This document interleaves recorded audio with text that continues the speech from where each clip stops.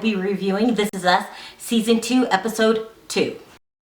So for me, hands down, this is the best drama on television. Hands down. I really like this show.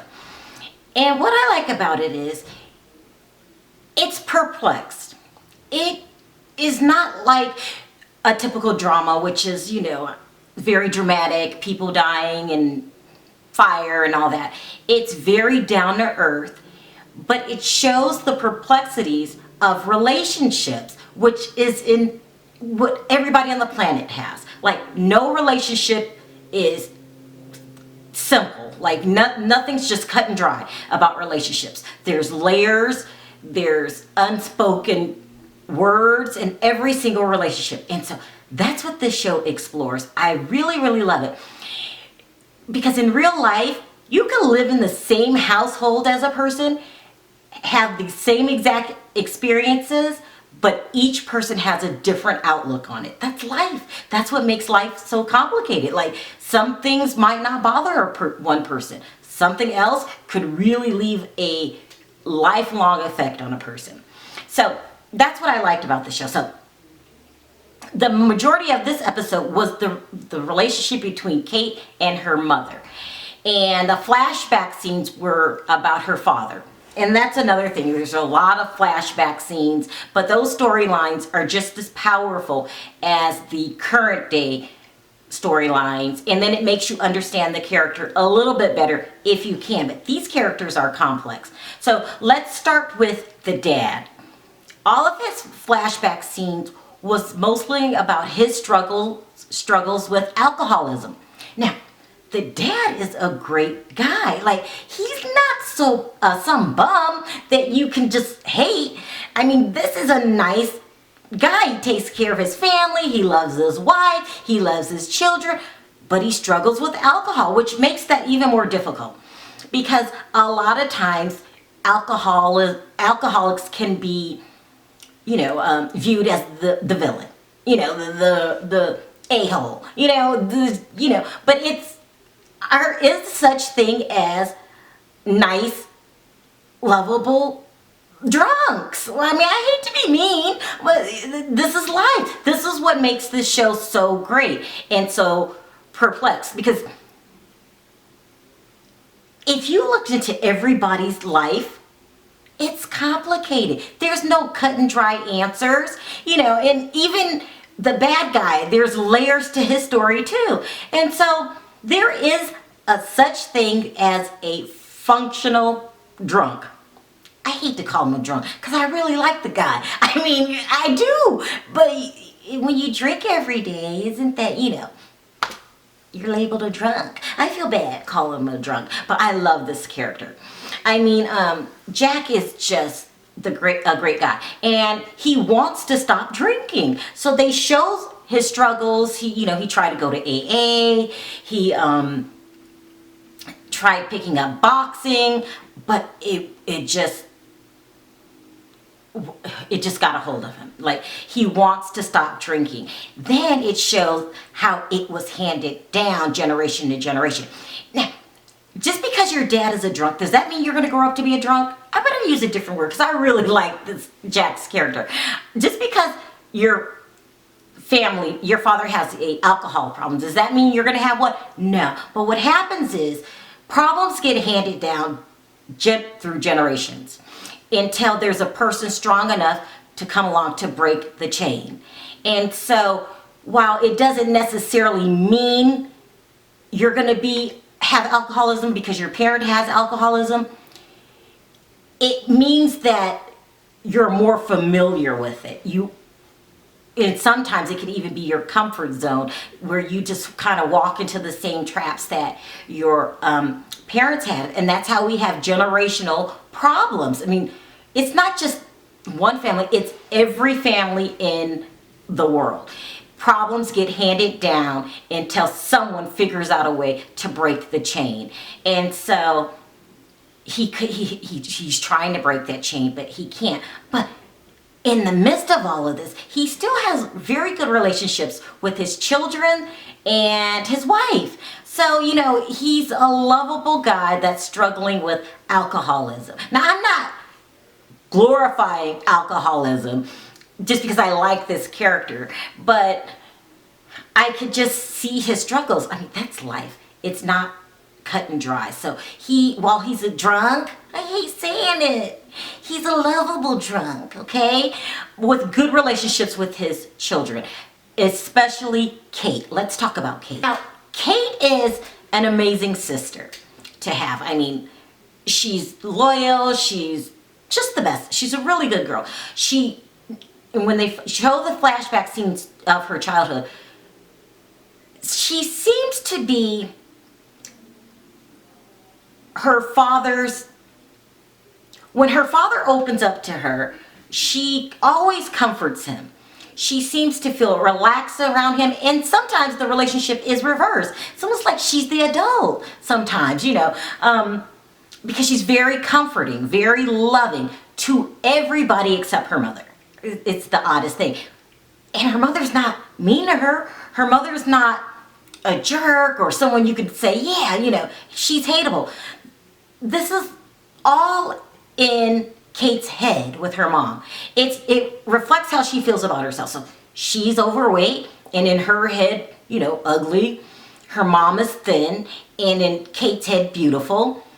But this intimidates Kate. It makes Kate feels less than. So when the mother pressures her, not a pressure, but a gentle push like this, just a gentle push. When her mother pushes her to kind of do some things, she takes it as she's being forced to do something she doesn't want to do, and she's living a life that her mother wants her to live. But this is in Kate's head. You know, your self-esteem really affects what you think of yourself and your interactions with other people, okay? I look at it as the mom was being very encouraging. She looked at it as her mom wants her to be something she can never be. And this is the basis of their hot and cold relationship. But it all stems in Kate's head. It's really crazy. And it's just towards her mom. She is great, in my opinion, towards everyone else. Her brothers, you know, her father, even her boyfriend, who I love. And he has a way of, when her insecurities comes up, her boyfriend, of really kind of soothing her and gently making her get over it. And she has deep insecurities that all stems from her weight. I don't get it. I feel that they're valid though, because you never know. I would never know how that feels. And it's just all, I can't say it's all in her head, but you know, she lets her weight dictate how she feels about herself and what she's going to do in life. So when she was little, her mom always wanted her to sing. She could sing, but she thought her mom sang better. She would hear her in the shower and whatnot, and she just thought, you know, she felt really awkward. Her mom would say, do you want to do this? And she'd be like, no. And so now when they flash back to the present day, she gets a singing gig. And her mom came down to visit, and they were supposed to go to Kevin's taping from the show that he left. We'll get into Kevin a little later. And so she's sitting in the audience watching her, waiting for her brother to come out and to perform. She gets a call talking about she has a singing gig. Now she's been wanting this gig for a long time. Somebody gets sick. Now she happens to be at her brother's thing, but she's going to take it. So she goes. The mom ends up going with her, which was the last thing she wanted. And then the supportive boyfriend went. She sang. She sounded really beautiful. She sang, but after the performance, then they had a heart-to-heart. The mom was complimenting her. You did such a good job. And she just kind of snapped on her mom like, yeah, there you go again. And the mom was like, what are you talking about? And she was like, you're always trying to make me be something I'm not. And the mom was really baffled. Handled it very well. She was stunned. She handled it like this. Let me see if I can get it. Well, what? I don't understand. What are you talking about? And Kate was like, just gave her a tongue lashing about how you've always been pushing me to be what you want me to be instead of who I am. And so the mom took it very well. She said, well, if that happened, I don't want you to feel that way. It's so real. This is what I love about this drama. This is so real. Like, this probably even might have happened in real life to one of the writers or somebody on the show, because this is too real. And that's what I like about it. It's not an over dramatic drama. How like you might have, like, I don't know, Desperate Housewives or something. This is just really real and very, it's organic. Like, I just love the show. I think it's the best drama on television. It's not overly hyped. It's not a great storyline from beginning to end, twists and turns, but it's very real. I almost feel like I'm watching a documentary. The acting is superb. It's really, really good. And a lot of times, there's no solution to their problems. Some shows, that's an hour long, there's a problem at the beginning of the episode and then it's all fixed at the end. Not here. This is how it is with real life. So let's move on to the next brother. So the next brother is Randall. Randall's black, that was adopted by this white family. And so, but they're still a very close family. And he, after meeting his father, he really appreciated his family even more. So he wanted to give another child that same experience. He feels like his parents saved him, and he's so thankful. He wanted to do that too. So they were going to adopt another child, but Randall wants to adopt from birth. Now, it's the weirdest thing. This is so real. This was Randall's idea. Randall was adopted himself, and so his wife suggested, well, let's not just do from birth, let's adopt someone that really needs help. And so all of a sudden, Randall's sitting in the audience. He's there too to watch his brother's performance, the taping of the show, and then he gets cold feet and he runs out, and so his wife goes after him. Now, it's the damnedest thing, because you would think this is what he would want, because he wants to give a child the same gift that was given to him, but he's getting cold feet. He's saying, well, what if we get a nut job? Now, he didn't say those words, but he was like, these children that's been through a lot, why don't we get someone from birth just in case, so we don't have these problems. That's what he's saying. Now, that's why I love this show. You see what I mean? It's like, life isn't perfect. You would think on paper, since he wants to adopt, he'll take any child just to make his life better. He's like, no. Even though it was his idea, now he's getting cold feet. Like, I don't know about this. And so they end up missing the show, because this is what Randall is conveying his feelings to his wife. And she's baffled. She's like, I don't get you. This was all your idea. You agreed to everything and now you're backing out. And to be honest, I would probably take the wife's attitude too, because, this was your idea. Well, what? It was really crazy, and it's still not resolved. That's just where it left off. Like, I'm scared. I'm scared to do this. So there were no concrete answers in that storyline, but it was, again, I hate to overuse the word, it was really real.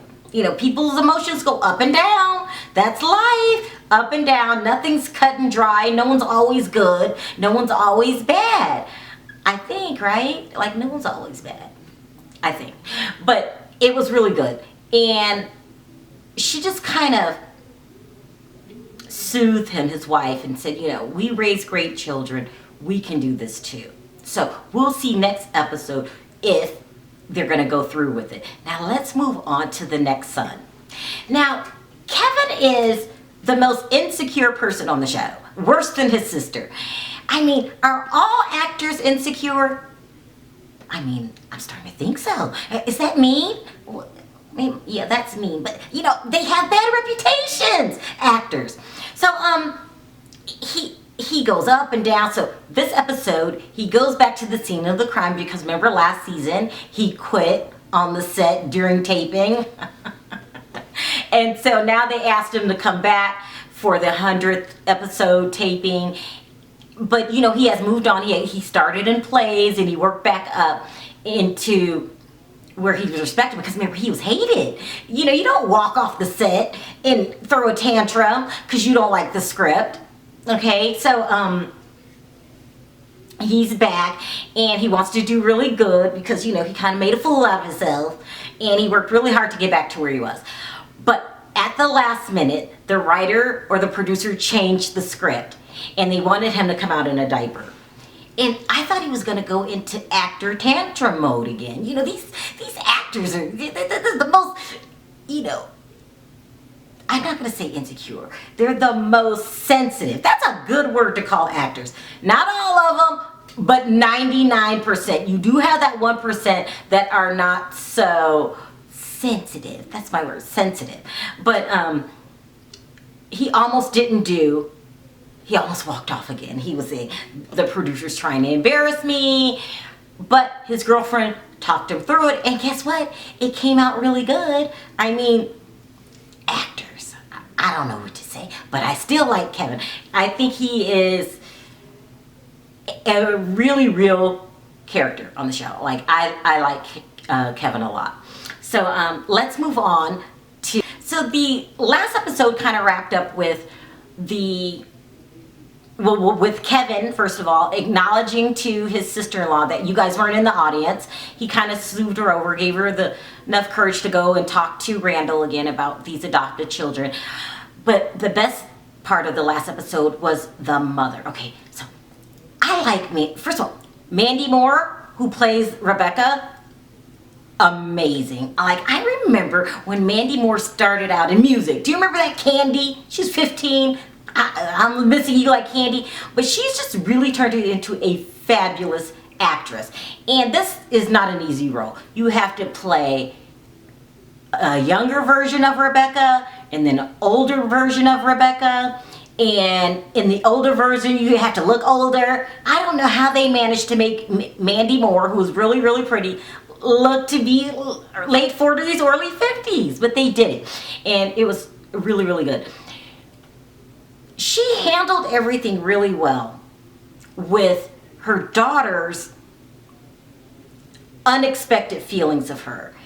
At the end of the day, she just is, in my opinion, a really, really good mom and just wants the best for her children.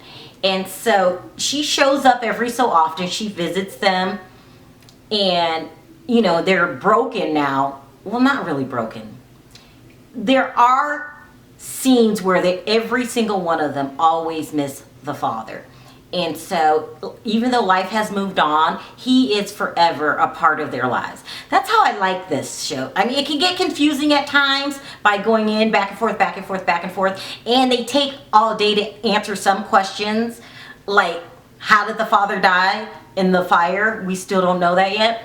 But the acting is so superb and the story writing is so good that it's worth the drip, drip wait. That's what I call it, drip, drip wait. Because if they told you everything in the first episode, why would I come back? So I guess that's why they give me the drip, drip. That's what I'm going to call it, the drip, drip. But it was a fabulous. I'm really loving this show. And I feel like, you know, every genre has their categories. There's a place for, you know, ratchet TV reality shows, and there's, you know, dramatic dramas, but this one is just right, at least for my personality.